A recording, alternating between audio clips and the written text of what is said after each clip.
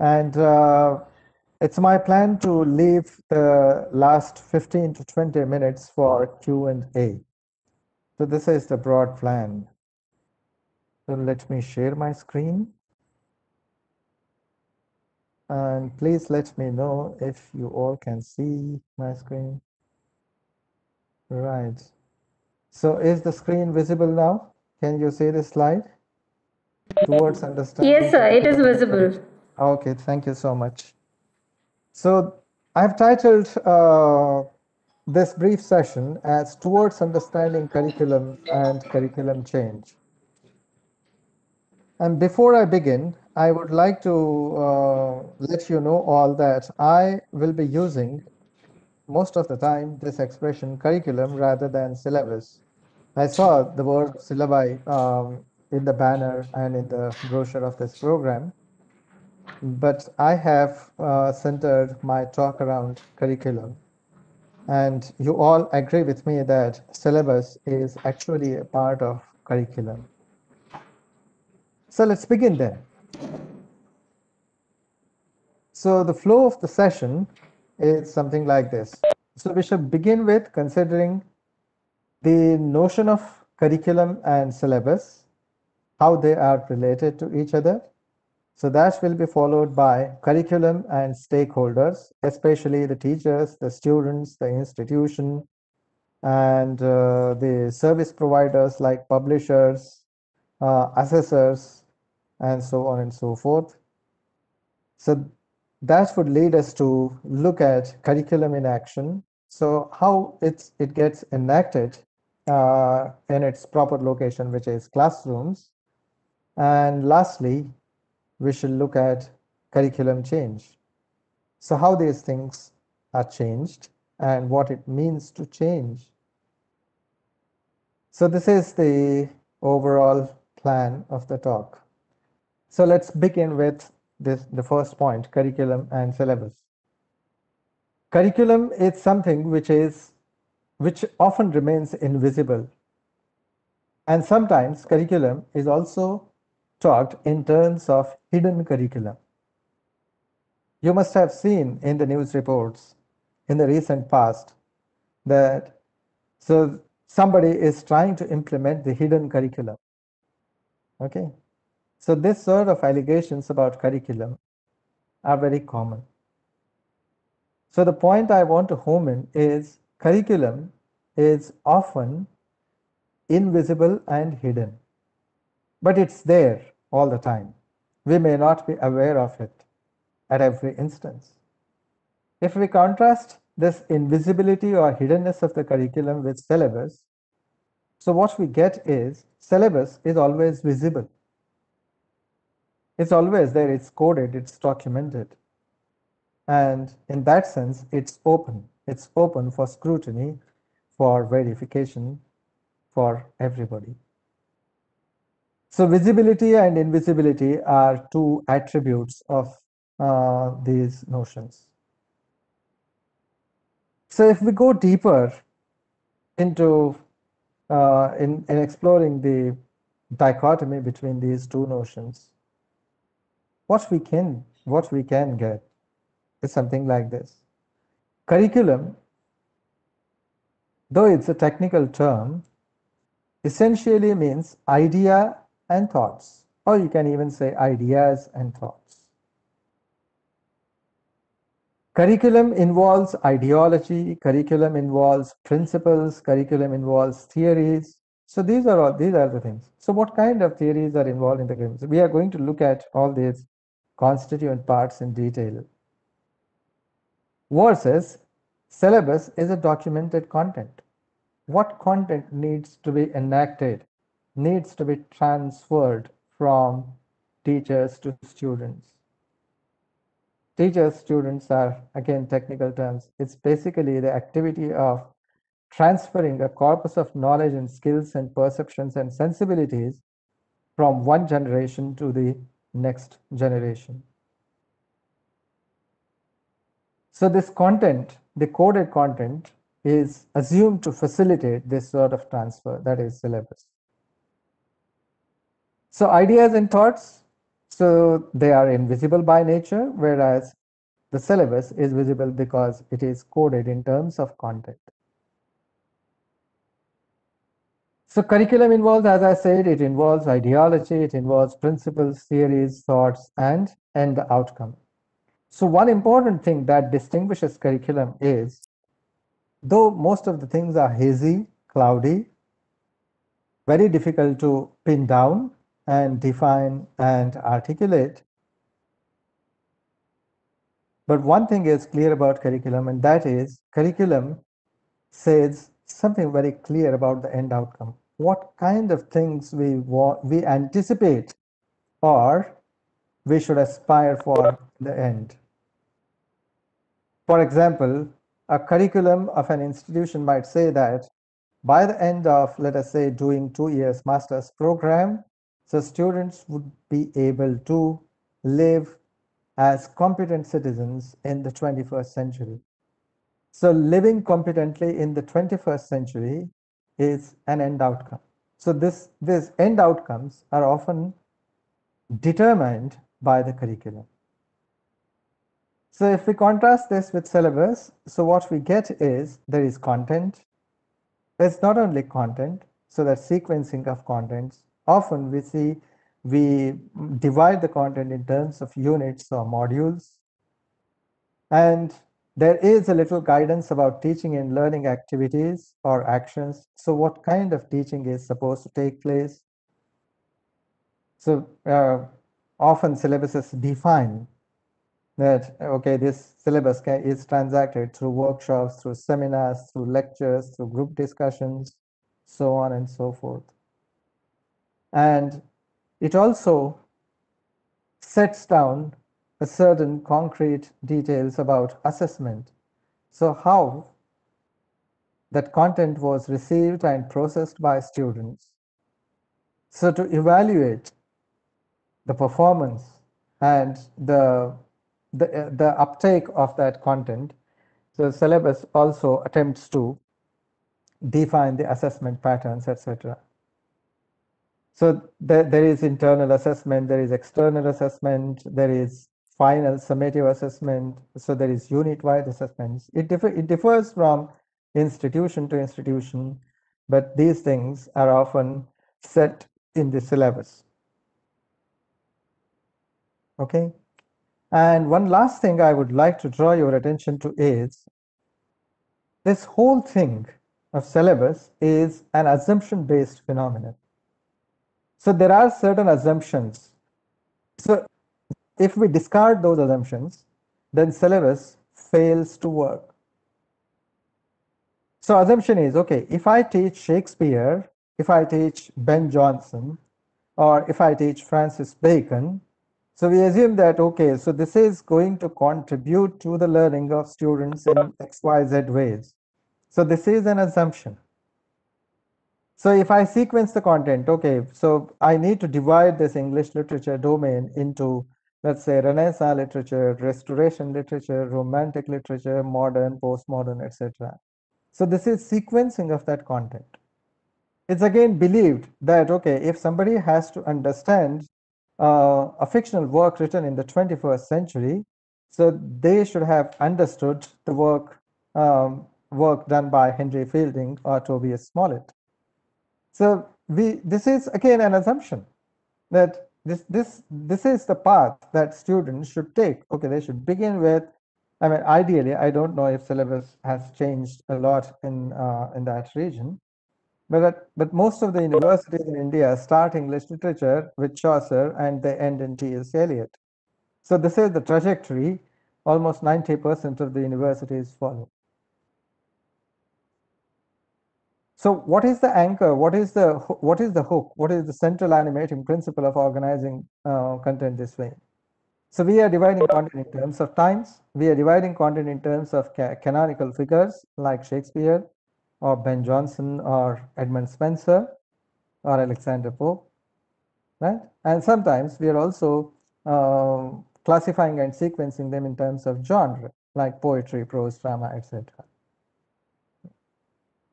And then there are teaching and learning activities or actions as well. So we believe that, okay, if I have to teach poetry, so poetry can be taught in lecture mode better way. So if I have to teach essay, then it's better to organize a group discussion. So these are all assumptions, right? Assessments. So if I ask long answer questions, so that gives me opportunity to assess whether the student has really understood and interpreted that content. So we need to stop and wonder at this point when we talk about syllabus change or when we want to understand syllabus. So are our assumptions always correct? I'm not questioning these assumptions. I'm not even suggesting that these assumptions are wrong. What I'm suggesting is we need to take a pause, we need to stop and verify these assumptions. Do they still hold that value?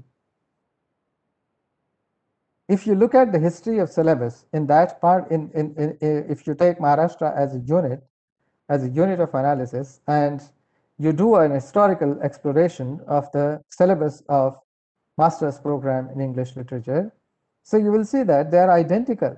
So things haven't changed much. So starting point and end points are clearly identifiable, which haven't changed for the last 50, 60 years.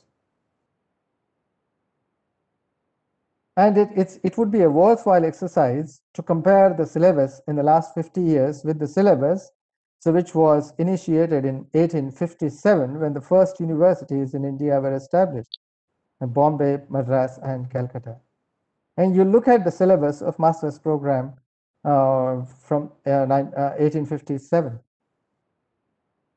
And you would see that the syllabus of 1857 demanded much more than the syllabuses the syllabi which exist today, they demand from the student.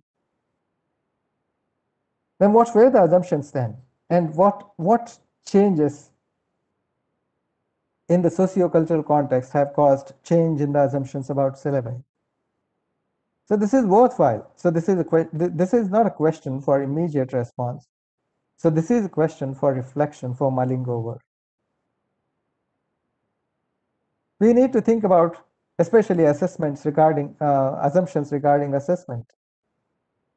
So to what extent the pattern of our assessment goes in line or is aligned well with the syllabus that we have designed. So these are some of the questions I suggest, and I thought I would provoke you to start thinking on this. Now, what is curriculum? Let's go deeper into this. So curriculum is required because we all believe that education is required. And we all believe education is required for certain goals which we have set ourselves, which humanity has set for itself. So there are certain goals. So I'm presenting you a list of few items or constituent parts of these goals. This is not an exhaustive list, by the way.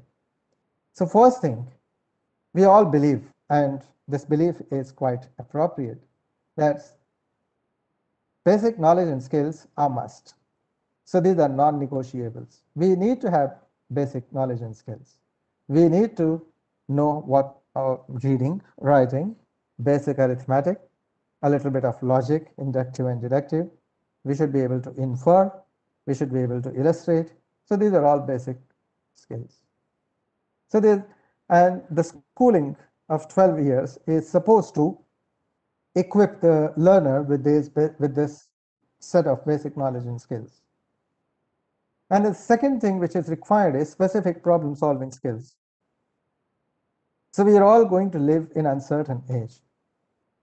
So parents who looked after me when I was a child, so they had pretty clear idea about the future. They knew that, okay, after 10 years of schooling, so my son would do these things and can find a job.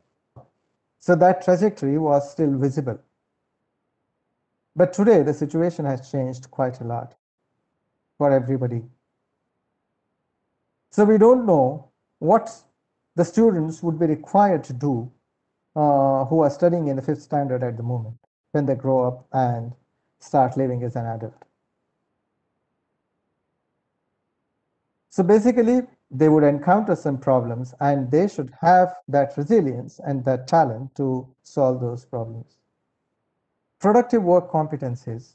We don't even know what kind of work they're going to end up in doing. So they should have certain competencies like critical thinking and higher order reasoning skills, and then capacity for and interest in lifelong learning. So learning is not a one-off activity, which was wrongly conceived to be so until the beginning of 21st century. That okay, for first 25 years you are learning, so remaining life, so you are going to enjoy that. So there's no need to learn, right? So one of my close friends has written a fantastic story long ago, and the title of that story that is something "Seve Purvi Seva Nivritti." So he wrote that story in Marathi. He is a famous Marathi scholar today. So he wrote that story.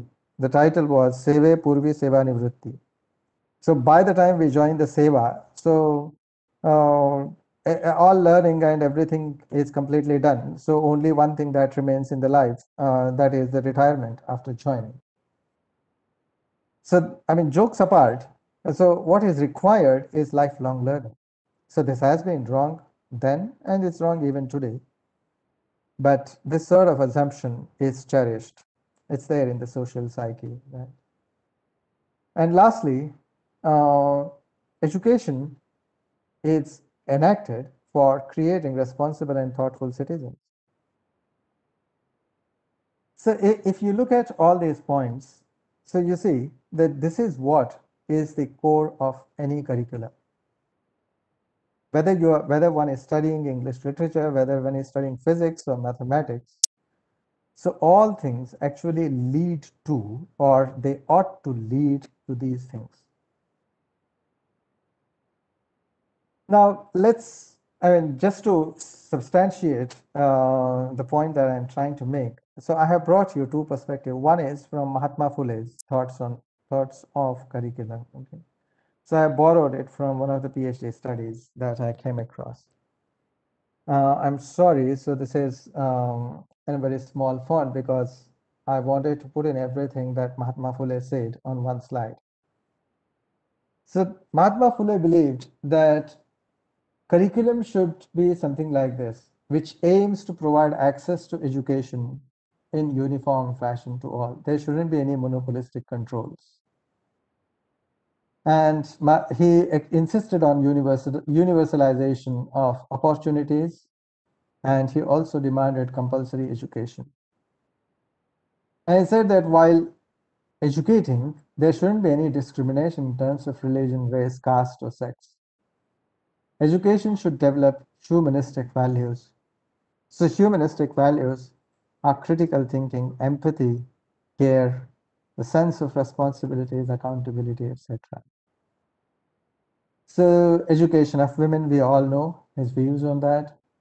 So curriculum, this is an important point. Curriculum must be utilitarian and practical so as to cover the needs of society.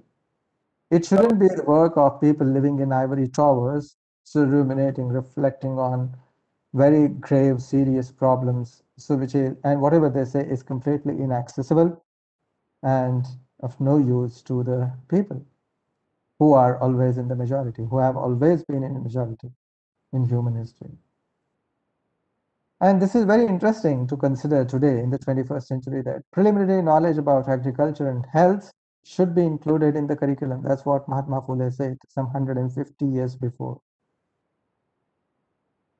So values that stand the test of time, such as freedom, equality, fraternity, kindness, self-respect, devotion to one's nation, internationalism should be developed through education.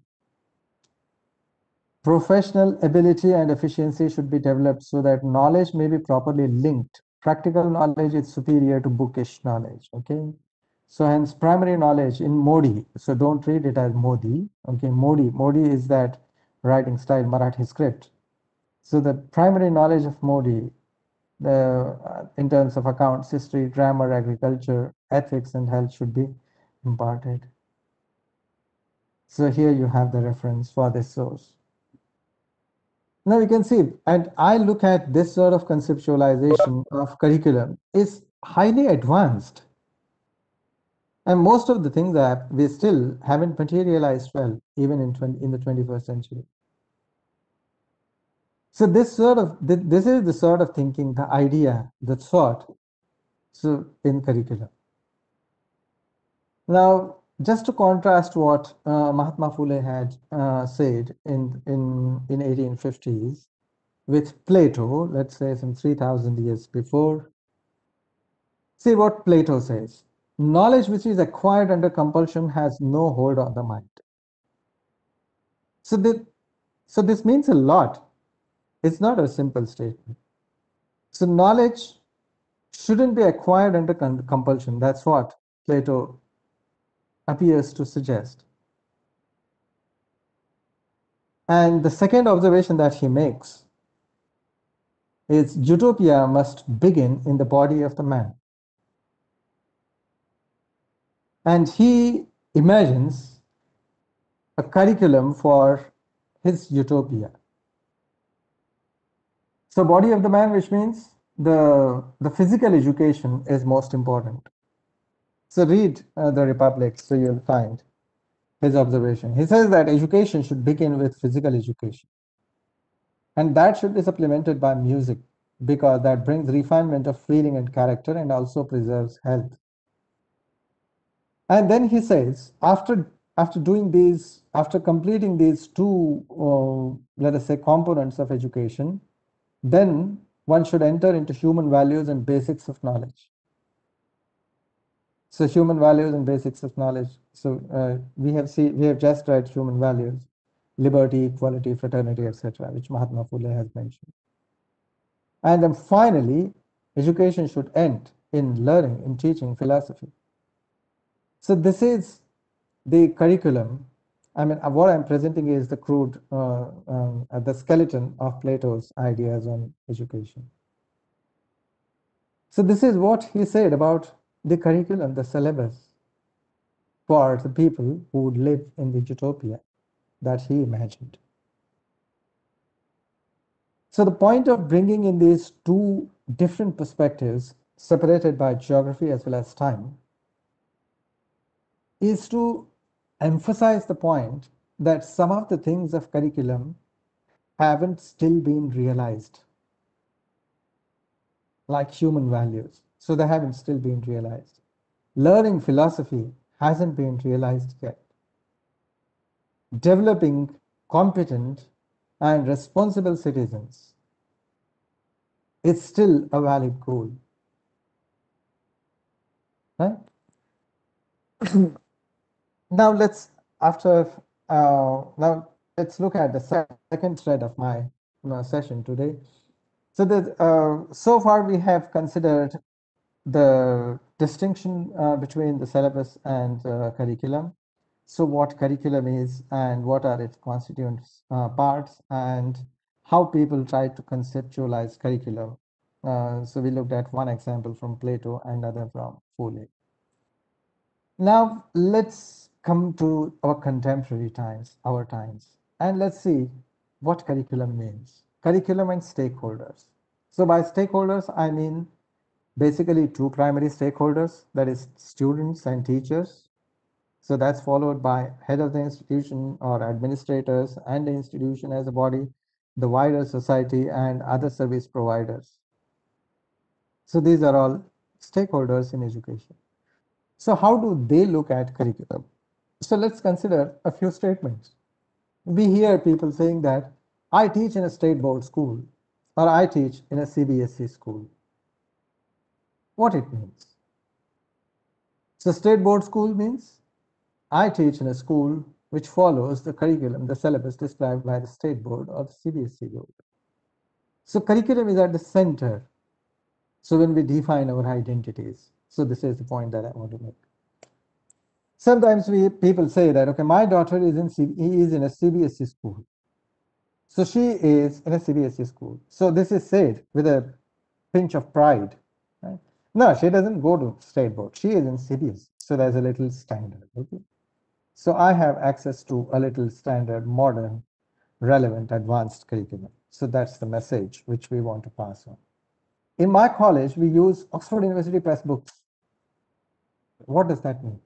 So this again relates to the curriculum, the syllabus. Okay, we use only this knowledge because we know the credibility of Oxford University Press. They would publish only those things so which are verifiable and which have proved the test of time. Okay. My examination, and look at students' perspective here. Right. Student says, for examinations, I rely on Navneet guides, Apekshit 21 or something like that. So what is that? This is curriculum. Curriculum from the perspective of that guide. A curriculum from Oxford University Press, curriculum from CBSE or the affiliation board. One of my teachers, when I was doing post-graduation, so she used to say that I discourage students from using Ramjilal's books. Were highly popular. The teacher always insisted that we should read original texts. So this is curriculum. So this is again an assumption that, okay, so something which is there in the original text, so which everybody ought to familiarize themselves, is missing in Ramjilal. In my university, there is no prescribed content. So I'm working in Ambedkar University in Delhi at the moment. So in my university, we don't have any prescribed content. So we have to design our content every semester. We have to design our courses, present them before the Board of Studies and Standing Committee for Academic Programs, get them approved, and then start and teach them. So every semester we have to create our own courses. So there is no set prescribed content. So all these statements, what are they hinting at? They are hinting at the multiple interpretations of curriculum, or in simple words, you can even say syllabus. And all these implied comments are also making a statement about the quality of education. So see, they are so closely related. So, and we make these statements very without being aware of all these ramifications. Okay, so let's proceed. Now let's look at curriculum from the institutional world, from the point of view of institution. For institution, curriculum is always a brand. I'm not talking about public institutions like Gondwana University, but for most of the institutions, curriculum is associated with brand, like CBSE, ICSE, Cambridge Examination Certification, affiliated to Center University or big places, etc., etc. So it's always associated with a brand. And brands are required because institutions look at education and curriculum as an enterprise, as a venture. And institutions also have a pedagogy preference. If you look at IIT, the curriculum in IIT, they have a particular pedagogy, a way of teaching. So they bank on that. They flaunt that pedagogy. And there are certain assessment patterns. So institution is concerned with curriculum in only these three aspects: in being of something brand value, and preference for certain styles of teaching and learning, and certain styles of assessment. So institution can't go beyond this by its very nature. Now look at the teacher's world and curriculum. For a teacher, curriculum or syllabus is something like this. What teachers do, so they interpret institutional curriculum. So once we have that syllabus from Nagpur University, okay, so I would, when I used to work in Varda, I used to look at the document, okay. So I will interpret, okay, these are the 4 units, so these are the lessons, these are the poems, okay, this is the grammar. I will interpret it and I'll resequence it considering my choices, my inclinations, and determine the focus or otherwise depending on self-efficacy. And I would determine, okay, so these lessons would take more time in teaching. For these lessons, I would just give notes. For these lessons, I'll use video or something like that. So depending on our self-efficacy and availability of resources, so we determine the focus for transacting that curriculum. And then adapt to institutional pedagogy and assessment. So while doing this, as a teacher working in an institution, so we always need to be conscious of this thing. We need to align ourselves with the institutional pedagogy. So institution has its own norms, which is again invisible. So that determines, okay, these are the things, these are the permissible things that you can do here. So these are not permissible, right? Okay. So in an institution, I can give you one example from my personal experience. So while working in my previous institution, so I could never say to my students that now I will record the lecture and I'll post it on your learning management system. So you have access to that. You read this and come to class next week. No, I would have been served a memo from the principal saying that, okay, you are disrespecting the duties. But here in this university, I can say that, okay, today I am rescheduling my class, so I'm busy, I can't take this class. So in lieu of that, I'll upload a lecture. So you watch that lecture and read this text and come to class prepared next time. So we need to align ourselves. And imagine that, not imagine, it's actually, we have to relate all this to learning. Because the focus is learning. Focus is not on doing certain things at certain point of time. Doing certain things at certain point of time causes learning is an assumption.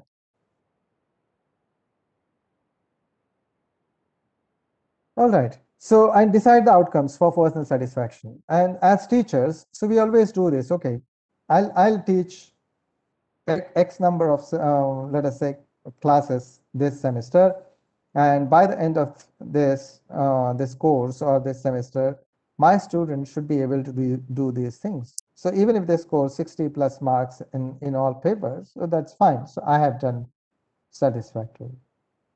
So this is how teachers' world interprets the syllabus. So correct me if I'm wrong during question and answer session. And student world. So how do students look at the syllabus?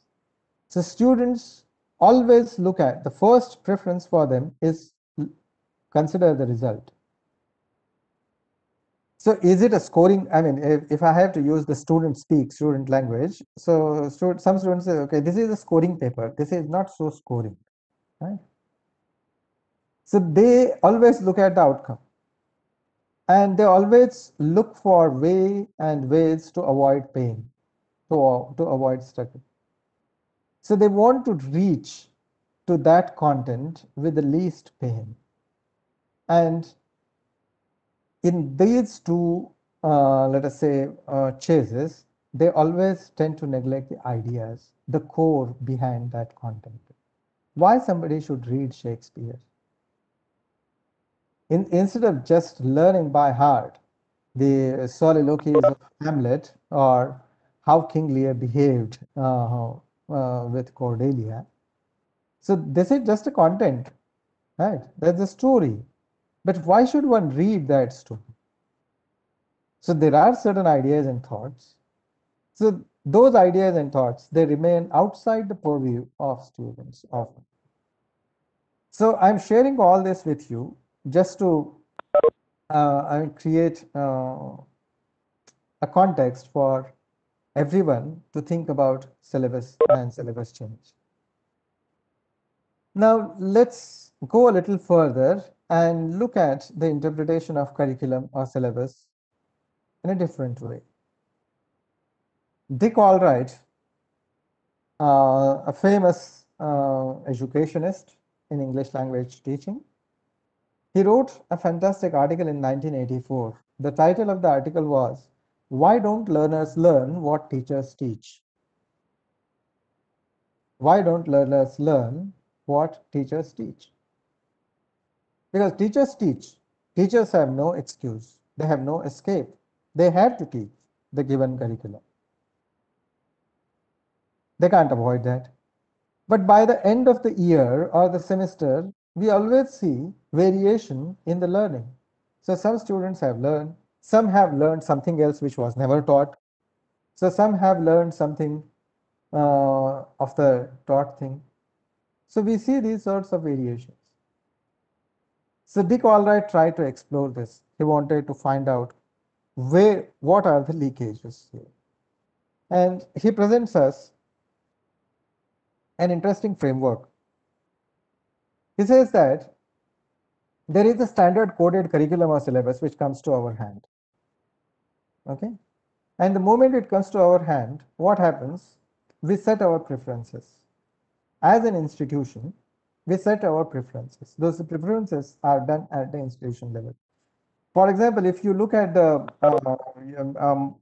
master's degree, postgraduate degree curriculum syllabus, so you will see that, okay, so these are the core parts or the compulsory papers, and these are the optional papers. And in optional papers, there is a long list. Right? And the institutions, they decide that, okay, out of these optionals, we are going to offer only 2 papers. So these are all technical decisions. So if university is giving an option of, let us say, 20 subjects, 20 papers, a college or an institution or even the university can't afford to offer all those 20 papers, because for that they would require at least 10 faculty members. So there are certain constraints. So therefore, what happens? At the institution level, certain preferences are set. They say that, okay, we will teach only these papers. For example, when I was doing MA, there was an interesting paper in comparative literature of Wordsworth and Kavi Keshav Sut in Marathi. I wanted to study that paper, but that wasn't offered. So that was a limitation. So now here, so this raises another critical question that, okay, if curriculum mentions, if syllabus mentions that, if curriculum believes that it's necessary, then why those things can't be offered? Why those things are not on offer for students? So there are problems at the institution level, and then there is another level, so which reinterprets that curriculum. So that is classroom. So when I go into my classroom as a teacher, so I decide that, okay, this is the curriculum. So out of these, so we are going to focus on these XYZ things, right? So if there are 10 poems we have been asked to study by Wordsworth, then I'll say that, okay, I'm going to teach these 4, right? So what's happening? So Wordsworth as a poet, 10 poems in the syllabus, and in the classroom, the decision has already been taken that, okay, we will teach only 4. And then you have the teacher level. The teacher level is again a little tricky. So teachers, being humans, so they have their own preferences. So I have one of my friends, whenever we used to meet, he used to narrate me that it takes about 6 weeks for me to complete Ode to Nightingale, a poem by John Keats. Then I said, how many days you take for teaching a poem by Wordsworth, let us say, The Solitary Reaper? He said that I can do that poem in 1 class, in 45 minutes. Then why do you need 6 weeks, almost 30 days, even if you are teaching 5 days a week? 30 days for teaching those 7, 8 stanzas of that poem. That there is a lot to say in that. Okay. So this is teacher's interpretation. So what message is passed on to students is, Ode to Nightingale is something grave and serious as compared to the Skylark or the Solitary Reaper. So these messages are never spoken. They are implicit in the way teachers transact that curriculum in the class. And lastly, student level. Students say that, okay, I have to write 5 questions. I have to respond to 5 questions in the examination. So let's study the question paper pattern. And I can say that, okay, out of 10 authors, so if I keep aside these 2 authors, so I'll study 8 in detail. So I would be able to attempt all the questions. So this is how students determine their own curriculum. So what's happening? A standard curriculum. So that has been interpreted at 4 different levels, and at every level of interpretation, so the curriculum gets diluted. Okay, so this is something that I thought I should share with you. Now, Coming back to the last chunk of my talk, so curriculum change. So there are some questions we need to consider. Why change? First thing, okay, curriculum should be changed. Is it something that, okay, we are bored with that curriculum, now we want something new, so let's change? So there has to be some rationale for that. So which is serious and solemn than something like saying that it was boring. So who and for whom? For who will change this curriculum? Is it teachers? Is it the university management? Or is it experts, local experts, outside experts? And for whom we are changing this curriculum? In what aspects we want to change this curriculum? Are we going to change the philosophy and principles of the syllabus? Are we going to, broaden and deepen the syllabus by bringing in more authors, more content? Or are we going to just change the work, one text? Okay, this year we studied "World is Too Much with Us" by Wordsworth. So next year let's study Chintan Abbey. So is it that sort of change? So how to evaluate? So how to make valid judgments that, okay, when this curriculum was in existence, so this was the outcome. Now we have changed it. So, okay, how to measure that? And after measuring, what next? So should we retain or should we go on changing further? So let's take an example to make sense of what I just said. So let's look at this thing, English literature curriculum at the postgraduate level change.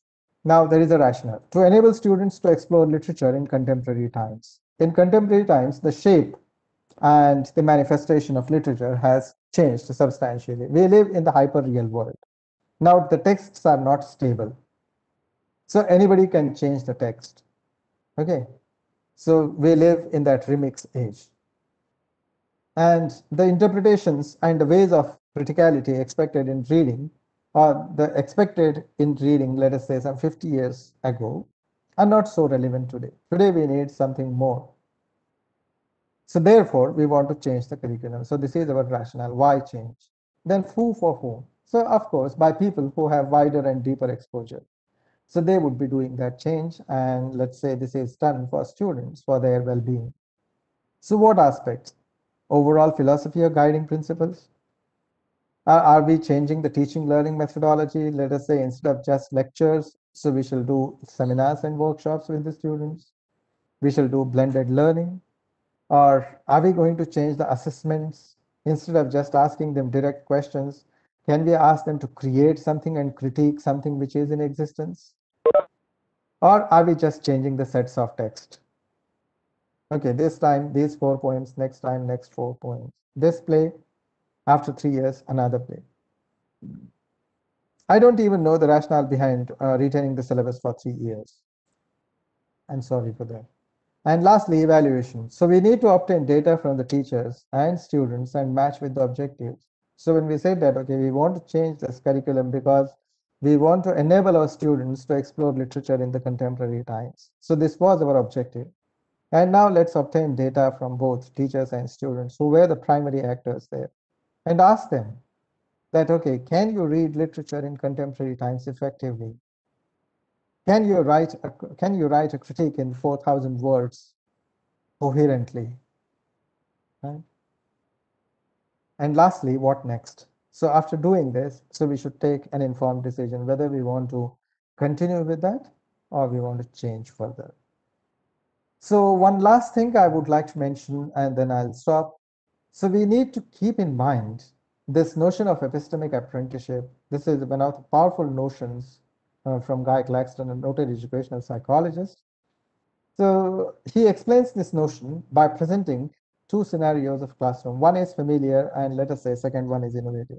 In familiar classroom, what's happening? Let's say the teacher is teaching a poem by Wordsworth, like Chintan Abbey, and teacher is reading out the text and then explaining that text and also giving a running commentary, etc. So which is quite familiar to all of us. We all have learned in that way.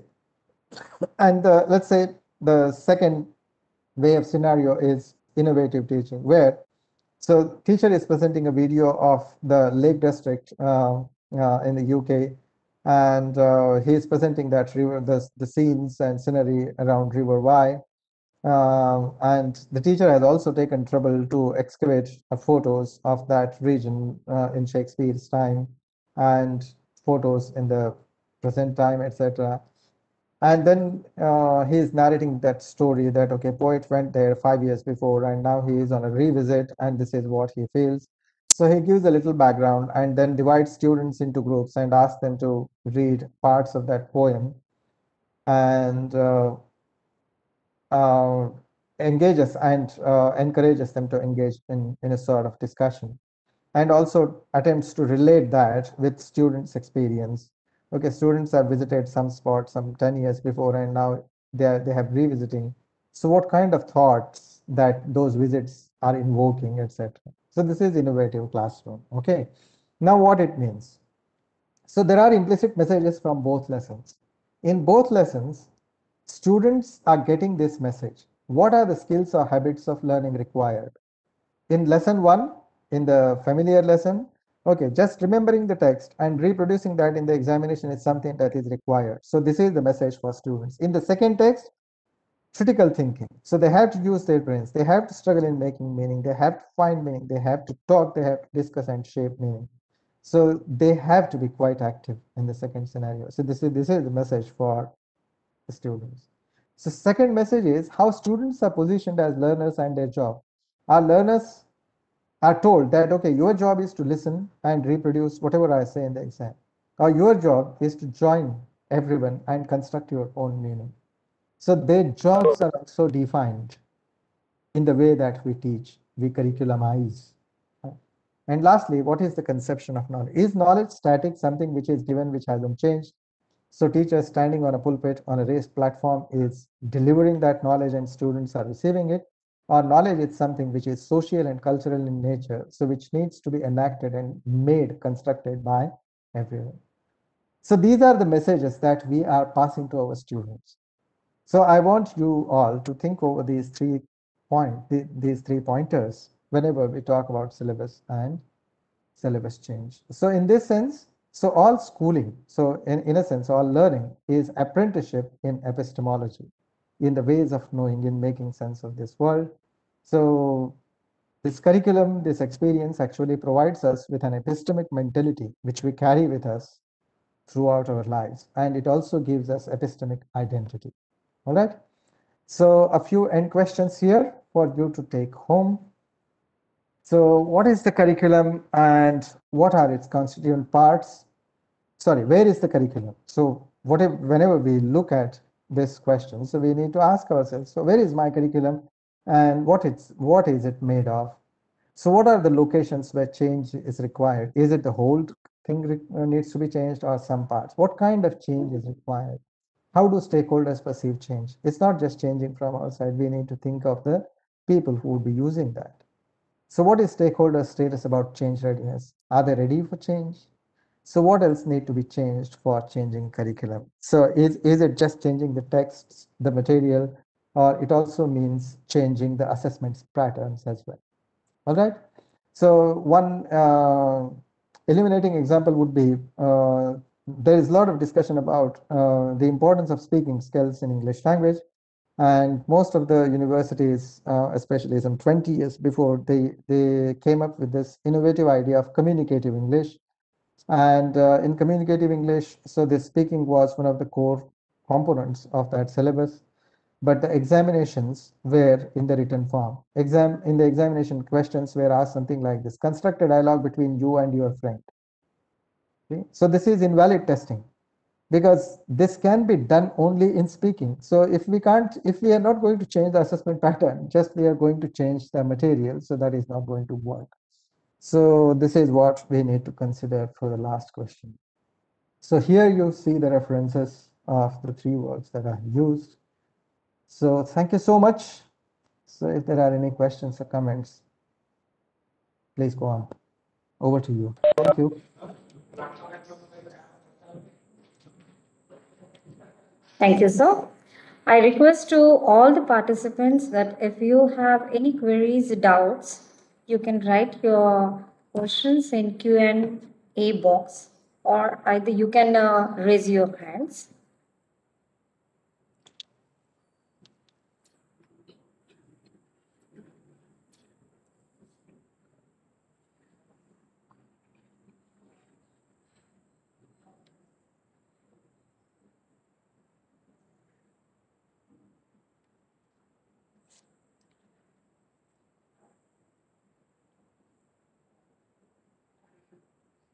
Once again, I request to the participants that if you have any queries regarding the lecture of Dr. Dixit sir, you can ask him your queries and doubts.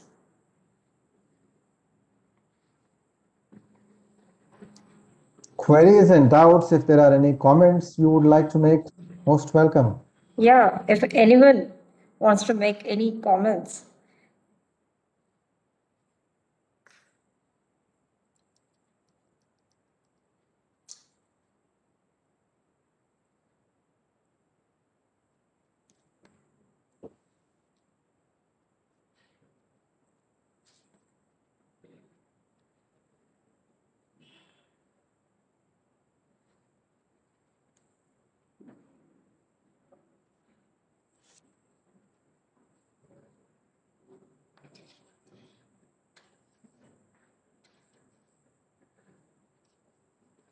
Participants can write the questions in Q and A box, which is there on your screen, or you can write in your chat box, or you can select the option where the image is there of a hand, a raising hand.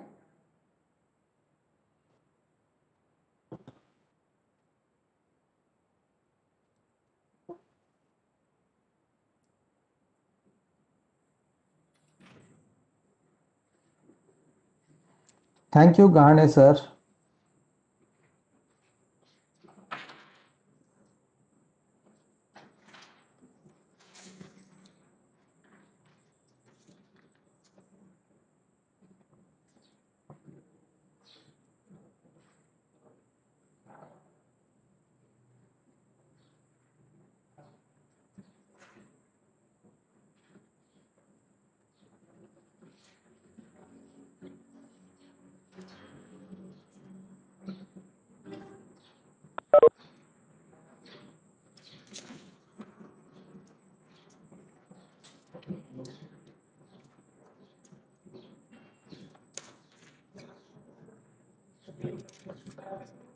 Okay, so if there are any if there aren't any questions, I think you can take the session forward.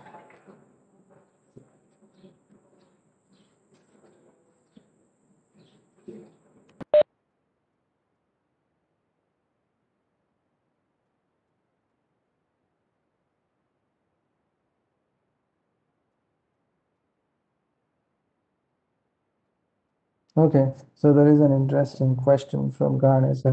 So there is no set content in my university. Yes. So no set content in the sense there aren't any prescribed textbooks or any document which says that okay, these are the things you must teach. For example, in my last 3 years in this university, I have taught 4 different courses. So one is the discourse analysis and disciplines. So this is one course. So the focus of this course is on understanding how discourses construct various disciplines. For example, how discourses operate in science, so which in turn shape the science domain, and how they operate in social sciences and they shape social sciences. So this was one course that I taught. Another course is English for academic purposes. So we all know that English is the language which we all use if is informal and that is not acceptable in academy. So academic literacy is also very important. So how to write papers, how to make presentations. So this is one course which I designed and I taught. So there was one other course which I taught is Eco-Critical Perspectives from Literature. So this is a course which I taught to students of global studies. So they are basically economics and political science students. So they are more concerned about sustainable development. And for sustainable development, the awareness about ecology, because ecology is the broader context in which we all live. Human context is actually a part of broader ecological context. So we should know how ecology is was understood in historical times and what it means to us today. So here the faculty is free. So the only norm from the university is each one of us have to teach at least 3 courses every semester. And those 3 courses, so we are free to design our own courses. And it doesn't mean that, okay, we design and we teach. So after designing, so we have to present them before the board of studies. So once we send a mail to university saying that, okay, this is the course that I want to offer, so university calls a board of studies meeting. And this board of studies is not also a static entity. So looking at the content of the course and the program for which it is meant, so they actually invite the board of studies. So there you have concerned experts for that, and then they offer some suggestions or they approve. So whatever is the case, after their approval, it goes to academic council immediately on the very next day. So again, there the teacher who has designed that course, they have to present that course before the academic council. And if they have any suggestions, so they also provide that suggestions. You revise that, and that is offered from the next semester. Now our semester is going to start in August. That is the regular semester. So now we have got mails from the university that if we desire to offer any new courses, so this is the deadline. So we have to design and send those courses to them. And what it all means is students also have a very wide variety of choices. And here what happens, one interesting thing, and then I stop, that thing is, here students design their own courses. So they decide that, okay, I want to study something about ecology, I want to study something about discourse, I will study something about language and something about history. So these are the 4 courses that I will choose for this semester. So in this way, they complete their course baskets. That's what we call here. Thank you.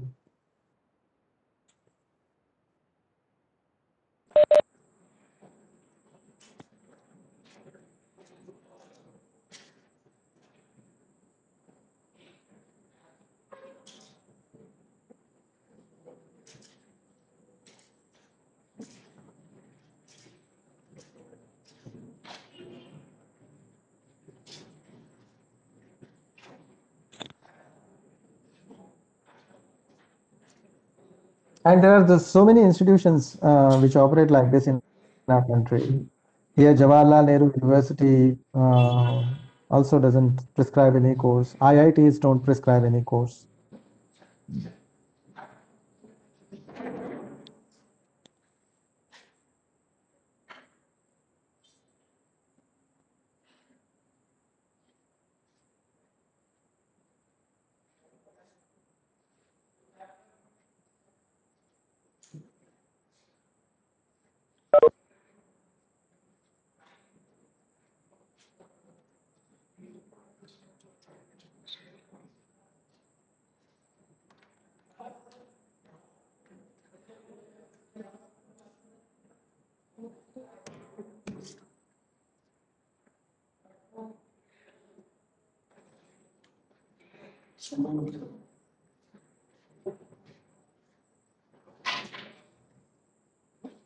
Dear participants, we are still waiting for your next questions, if you have any.